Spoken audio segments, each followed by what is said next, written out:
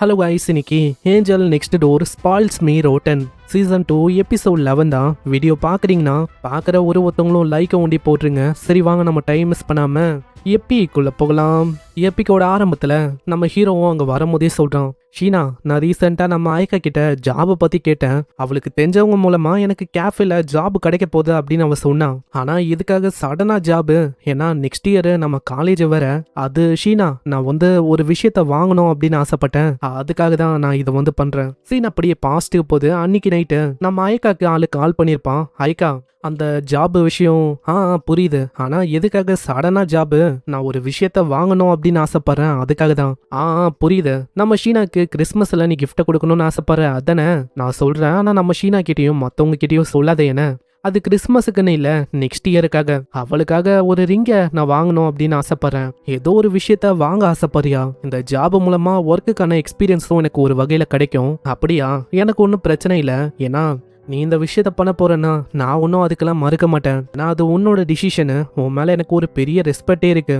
ஆமானே, ஆனா என்ன ஒண்ணு, இந்த டைம்ல கொஞ்சம் லோன்லியா இருக்கும் நீ இல்லாம. ஷீனா, எதுக்குமே கவலைப்படாத. லீவ் இருக்கிற நாள் எல்லாமே உன் கூடவே முழு நாள் ஸ்பெண்ட் பண்ணலாம் அப்படின்னு நான் யோசிச்சிருக்கேன். பிரச்சனை இல்லை, எல்லா டைம்லயும் உங்க ஃபீலிங்ஸும் ஃபர்ஸ்ட்ல போறது நல்ல விஷயம் தான். இல்ல எனக்கு உன் ஃபீலிங்ஸும் முக்கியம் தான். அதனால அதை நான் ஃபர்ஸ்ட்ல போட தயங்க மாட்டேன். இதுக்கப்புறம் உங்க ஸ்கூல்ல நம்ம ஷீனா சொல்றான், இன்னைக்கு நானும் ஷிரிகாவும் ஒரு இடத்துக்கு போகணும். அங்க உங்க அம்மா வேற வராங்க. என்னது, எங்க அம்மாவுமா? அது ஏன்னா உங்க அம்மா ஏதோ ஒரு விஷயம் ஷிரிகாவை கிட்ட பேசணும் அப்படின்னு சொன்னாங்க. இதை கேட்ட உடனே நம்மளுக்கு அங்க தோணுது, கண்டிப்பா இந்த ஷிரிகாவை கம்முன்னு இருக்க மாட்டா. கண்டிப்பா ஏதாச்சும் ஒரு விஷயத்த எசகு பசக்காக பண்ணுவா. மண்டையில தப்பு ரொப்புற மாதிரி. அட, நீ அந்த அளவுக்கு கவலைப்பட வேணா, அதான் நானும் உங்க கூட போறேன்ல. இந்த டைம்ல நம்ம இட்சுக்கி அவங்க வர சொல்றான். அம்மானே இங்க வாயேன். ஆமா, என்ன விஷயம்டா? அதுவா, நீயும் ஷீனாவும் ஏதாச்சும் லைனை கிராஸ் பண்ற மாதிரி பண்ணீங்களா என்ன? என்ன சொல்ல இருக்க? அடே கம்முன்னு பேசுறா, அங்க எல்லாருமே நம்மளதான் பாக்குறாங்க. நீ நினைக்கிற மாதிரிலாம் நான் எதுவுமே அந்த மாதிரி பண்ணல. நீ எதுக்காக அந்த மாதிரி யோசிக்கிற? அது ஏன்னா இந்த மாதிரி ஷீனா ஒரு மாதிரி டிஃப்ரெண்டா ஆக்ட் பண்ணிருக்கா. ஷீனா நோண்டி இல்ல, நீயும் தான். உங்களோட வைபே ஒரு மாதிரி டிஃப்ரெண்டா இருக்கு. அதனாலேயே டவுட் இன்னமும் தான் அதிகமாகுது. இல்ல நீங்க நினைக்கிற மாதிரி லைன் எல்லாம் நாங்க கிராஸ் பண்ணல. சொல்லு, நீ தயங்க வேணாம். இல்ல, நீ நினைக்கிற மாதிரி அப்படியெல்லாம் நான் ஒன்றும் பண்ணல. அவகிட்ட இப்போதைக்கு நான் அந்த விஷயத்துக்கு வெயிட் பண்ண சொல்லியிருக்கேன். ஏன்னா அதுக்கு நான் ரெஸ்பான்சிபிலிட்டி ஏத்துக்கிற அளவுக்கு எனக்கு பொறுப்பு வந்ததுக்கப்புறம் அந்த விஷயத்த பண்ணலாம் இப்படின்னு ஒரு ப்ராமிஸையும் நான் அவகிட்ட பண்ணியிருக்கேன். எனக்கு புரியுது அம்மனே, உன் லவ் அந்த அளவுக்கு அவன் மேல கிரேசியா இருக்கு, அதானே? இந்த டைம்ல நம்ம ஆயக்காவும், ஹேய், நீ கேட்ட மாதிரி அந்த ஜாப் ரெடியா இருக்கு. ஆனா நீ இன்டர்வியூக்கு எப்போ வர அதை ஒண்டி சொல்லு. ஆயக்கா, அந்த ஜாபுக்கு ரொம்ப நன்றி. ஆட, நன்றி எல்லாம் எதுக்கு? நீ என் ஃப்ரெண்டுப்பா. ஃப்ரெண்டா இருக்கும் போது இந்த மாதிரி விஷயத்த கூட என்னால பண்ண முடியாதா? ஜஸ்ட் உனக்கு ஹெல்ப் பண்ணணும்னு சொல்லி தான் இந்த விஷயத்த நான் பண்ணேன். இந்த மாதிரி விஷயங்களை பார்க்கும்போது நீயும் ஷீனாவும் உங்க லைஃபுக்காக நீங்க ரெடி ஆகுறீங்க அப்படின்னு தெரியுது. ஆனா என்ன விஷயம் இது? அது என்னன்னா, இந்த சர்மோனி இந்த மாதிரி விஷயத்துக்கு எங்க அப்பா அம்மாவே பே பண்றேன் அப்படின்னு சொன்னாங்க. இருந்தாலும் என் கையால ஷீனாக்கு ஒரு ரிங்கை வாங்கி கொடுக்கணும் அப்படின்னு எனக்கு ஆசையா இருக்கு. அதனால தான் இது. சரி, எல்லாமே ஓகே தான். ஆனா எதுக்காக இந்த விஷயத்த என்கிட்ட சொல்லல? சொல்லியிருந்தா நானும் உனக்கு ஒரு பெரிய ஹெல்ப்பா இருந்திருப்பல. இந்த விஷயத்த ஷிரிகாவா கிட்ட அவன் சொல்லுவான். ஆமா இல்லையா பின்ன, ஈக்குன்னு கேட்ட நீ அந்த மாதிரிலாம் சொன்னா அவன் கஷ்டப்படாம என்ன ஆகும்? நீ இந்த மாதிரி விஷயத்த அவன் கிட்ட ஃபர்ஸ்டே சொல்லிருக்கணும். நீ அவன் கிட்ட சொல்லாம அதுக்கப்புறம் சொன்னா எப்படி? நான் இது வரைக்கும் நீயும் நம்ம ஈக்குனும் ஒரு பெஸ்ட் ஃப்ரெண்ட்ஸா இருந்திருக்கீங்க. நான் இந்த விஷயத்த மறைச்சா உனக்கு கஷ்டமா இருக்காதா? அதனால தான் அவன் அப்படி சொன்னான். உண்மையை சொன்னா எனக்கே அந்த விஷயத்தினால ரொம்ப கஷ்டமா இருக்கு.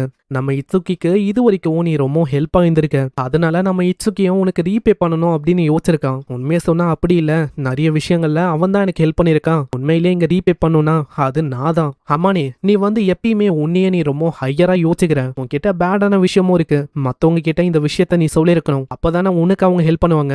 ஃபார் எக்ஸாம்பிளுக்கு இந்த விஷயத்த நீ என்கிட்டயும் சொல்லல. என்கிட்ட சொன்னாலும் என் மூலமா முடிஞ்ச அளவுக்கு உனக்கு ஹெல்ப் கிடைக்கும். ஆனா நீ அப்படி பண்ணவே இல்லை. இப்படி நாங்க இன்டைரக்டா சொல்லும் போது அங்க ஹீரோக்கு புரியுது. நான் உன்கிட்ட சொல்லாதம்மா, அதுக்கு என்ன மன்னிச்சிரு. நீ என்ன என் மேல கோவமா இருக்கியா என்ன? ஆமா இல்லையா பின்ன, நானும் உனக்கு ஃப்ரெண்டா இருக்கேன். இருந்தாலும் எனக்கு சொல்லவே இல்லை பாத்தியா?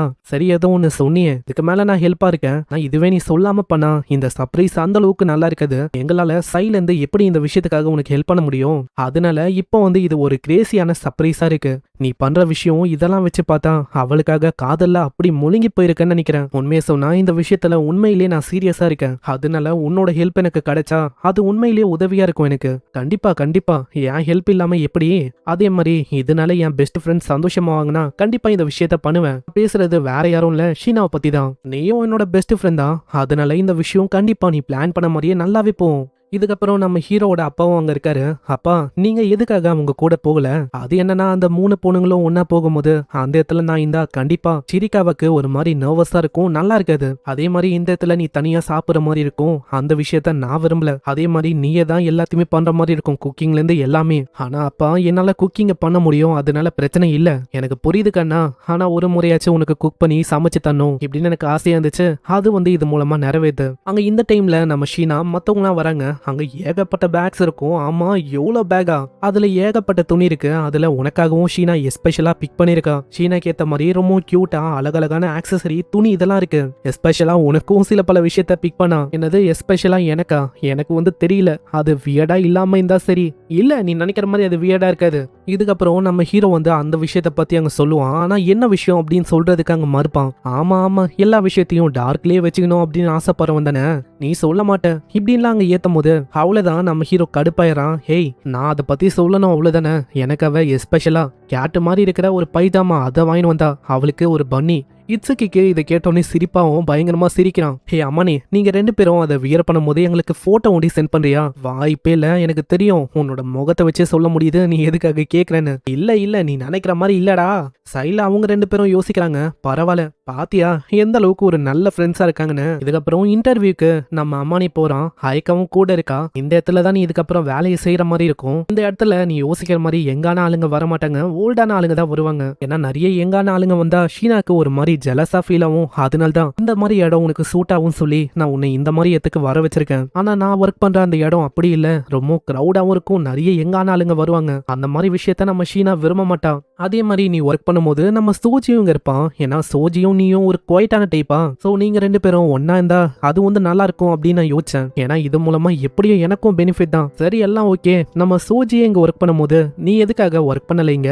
வெல், என்னால முடியாது. உள்ள போனோனே, ஹே அயக்கா, என்ன ரொம்ப நாள் கழிச்சு இங்க வந்திருக்கேன்? ஆமா ஆண்டி, என் ஃப்ரெண்டை நான் கொண்டு வந்திருக்கேன், அதான் ஒர்க் பண்ண புதுசா ஆளு வேணும்னு கேட்டீங்களா? அவன் நானே உன்கிட்ட கேட்கணும். ஏன்னா எப்போ இங்க சோஜி ஒர்க் பண்ண ஆரம்பிச்சானோ அவளைக்கும் நீ வரதே இல்ல, எனக்கும் ஒரே போரிங்கா இருக்கு தெரியுமா? ஏன்னா நீங்க ஒர்க் பண்ணும் போது அதை பாக்குறது ரொம்ப த்ரில்டா இருக்கும், அதெல்லாம் நான் ரொம்ப மிஸ் பண்றேன்.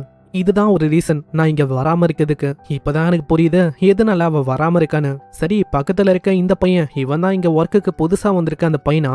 ஆமா ஆமா, இவனுக்கு தான் இங்க ஜாப் வேணும் அப்படின்னு கேட்டான். அங்க அம்மானே அவனை பத்தி சொல்லுவான்.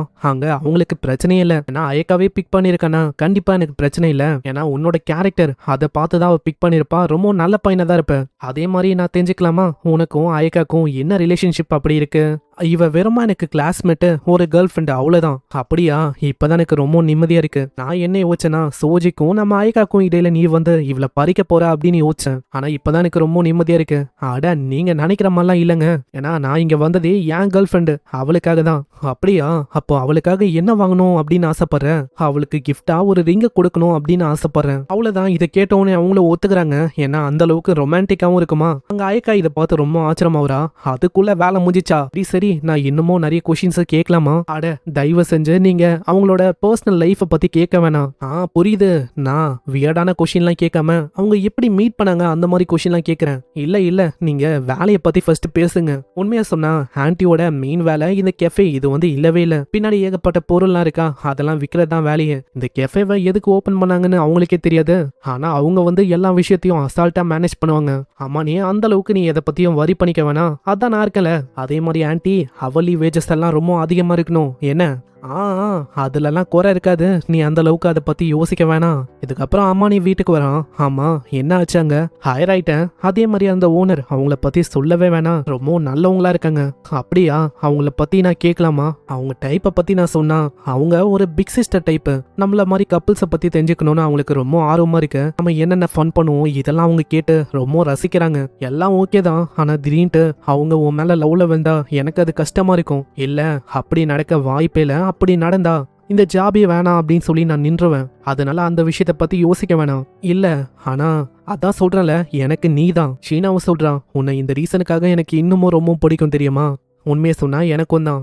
ஆமா, அம்மா அப்பா கூட இருக்கும் போது ரொம்ப ஜாலியா ஃபன் பண்ண போலியே. ஆமா, அவங்க போனக்கப்புறம் ரொம்ப இந்த இடம் சைலண்ட் ஆயிடுச்சு. அவங்க கூட இருக்கும் போது நீ பண்ண நாட்டியான விஷயம்லாம் அங்க தெரிஞ்சது ஸ்டோரிஸா. நீ சின்ன பையனா இருக்கும் போது அங்க ஊஞ்சல் ஆடும் போதெல்லாம் மேல போகும்போது நல்லா ஜாலியா இருப்ப, ஆனா அது கீழே வரும்போது நீ அழுவ ஆரம்பிப்ப.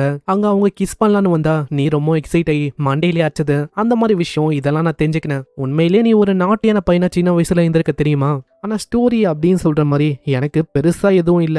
ஆனா எனக்கு இப்போ இருக்கிறதே போதும். ஏன்னா என்னோட கரண்டான லைஃப் ரொம்ப சந்தோஷமா இருக்கனால எல்லாமே கொஞ்சம் கொஞ்சமா நிறையுது. அங்க ஹீரோவும் அவனுக்கு டாட்டர் இருக்கிற மாதிரிலாம் யோசிப்பான். அங்க இப்பதான் அவளை பத்தி அவன் சொல்றான். சின்ன வயசுல பேரண்ட்ஸ் யாருமே கண்டுக்காதனால எப்பயுமே மத்தவங்க கூட ஒரு நல்ல பொண்ணா இருப்பான். மத்தவங்க கிட்ட பாராட்டு கிடைக்காதா அப்படின்னு தான் அவ ஏங்குவா. ஆனா அப்படி இருக்கும் போதும் மத்தவங்க கூட விளையாடும் போது அவங்க பேரண்ட்ஸ் எல்லாம் இவளை பத்தி முது பின்னாடிலாம் இவளை பத்தி பேசுவாங்க. பாஸ்ட் அவளைக்கும் நல்லா எதுவும் போயிருக்காது. மெய்டு என்ன வளர்த்தாங்க, அவங்க எனக்கு பாராட்டவும் செஞ்சாங்க. அவங்க மூலமா நிறைய விஷயத்த மேற்கொண்டு நானும் வர ஆரம்பிச்சேன். பாஸ்ட்லாம் அவ்வளோ ஸ்ட்ரகிள் இருக்கனால தான் இப்படி ஒரு லைஃப் எனக்கு அமைஞ்சிருக்கு அப்படின்னு தான் எனக்கு தோணுது. நான் இப்போ உன் கூட இருக்கிறதுக்கு ரொம்ப சந்தோஷமா இருக்கேன் இப்படின்னு அவங்க கிஸ் பண்ணிக்கிறாங்க. அந்த இடத்துல நம்மளும் சொல்றான், நான் இப்போ சொல்லனா அப்புறமா மறந்துடுவேன், இப்பயே உன்கிட்ட சொல்லிடுறேன். ஒர்க்குக்கு போனேன்னா இந்த வீக் டேஸ்ல கொஞ்சம் லேட்டா நான் வர மாதிரி இருக்கும். அந்த டைம்ல எனக்காக வெயிட் பண்ணாம நீ சாப்பிட்ரு என்ன? இல்ல, நான் கண்டிப்பா உனக்காக வெயிட் பண்ணுவேன். ஏன்னா வயிறை ரொப்புறது ஒன்றும் எனக்கு இம்பார்ட்டன்ட் இல்லை, எனக்கு என் இதயத்தை ரொப்பணும். சரி அப்பனா ஓகே தான்.